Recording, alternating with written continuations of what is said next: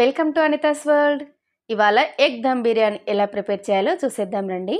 ముందుగా fried onions కోసం ఒక 3 మీడియం సైజ్ ఆనియన్స్ని ఈ విధంగా కట్ చేసుకుని డీప్ ఫ్రై చేసుకోవాలి. ఒక 50% వరకు ఫ్రై అయిన తర్వాత పావు టేబుల్ స్పూన్ వరకు సాల్ట్ యాడ్ చేసుకొని ఫ్రై చేసుకోవాలి. చూసారు కదా, ఈ విధంగా ఫ్రై చేసుకున్న తర్వాత ఒక బౌల్లో తీసుకొని పక్కన పెట్టేసుకుందాం. ఇప్పుడు ఒక గిన్నెలోకి 2 లీటర్స్ వరకు వాటర్ యాడ్ చేసుకొని స్టవ్ ఆన్ చేయాలి.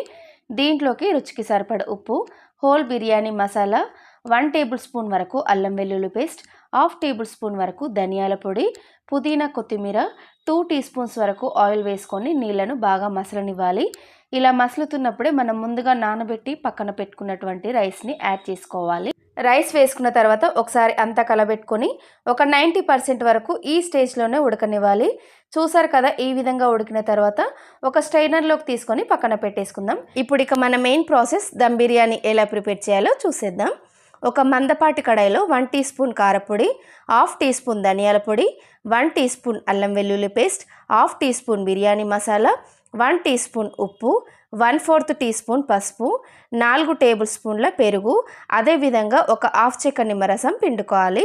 అదేవిధంగా 4 సన్నగా చీల్చి పెట్టుకున్నటువంటి పచ్చిమిర్చి, గుప్పెడు పుదీనా కొత్తిమీర, స్టార్టింగ్లో వేయించి పక్కన పెట్టుకున్నటువంటి ఫ్రైడ్ ఆనియన్స్, చివర్లో 2 టీ స్పూన్ల ఆయిల్ వేసుకొని మసాలాలన్నీ కూడా బాగా కలుపుకోవాలి. చివర్లో కోడిగుడ్లు వేసుకొని మసాలాలన్నీ కూడా కోడిగుడ్లకు పట్టే విధంగా కలుపుకోవాలి. మనం ముందే కోడిగుడ్లు వేసినట్లయితే చితికిపోయే అవకాశం ఉంది కాబట్టి ఈ స్టేజ్లో యాడ్ చేసుకోవాలి. ఇక ఫైనల్గా ఉడికించి పక్కన పెట్టుకున్నటువంటి రైస్ యాడ్ చేసుకొని సన్నగా తురిమి పెట్టుకున్నటువంటి పుదీనా కొత్తిమీర, ఫ్రైడ్ ఆనియన్స్, కలర్ కోసం కొన్ని లైట్గా పసుపు వాటర్ చల్లాను. చివరగా 1 టీ స్పూన్ ఆయిల్ ఆర్ నెయ్యి వేసుకొని స్టవ్ ఆన్ చేసుకోవాలి. ఇప్పుడు స్టవ్ని 5 మినిట్స్ మీడియం ఫ్లేమ్లో, 5 మినిట్స్ లో ఫ్లేమ్లో ఉంచుకొని మనం బిర్యానీ దమ్ పెడుతున్నాం కాబట్టి ఇలా ఏదైనా బరువు పెట్టుకోవాలి. అప్పుడే పర్ఫెక్ట్గా దమ్ అవుతుంది.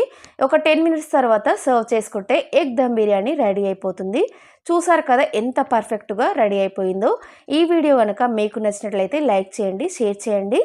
మరిన్ని కుకింగ్ వీడియోస్ కోసం మన ఛానల్ని సబ్స్క్రైబ్ చేసుకోండి.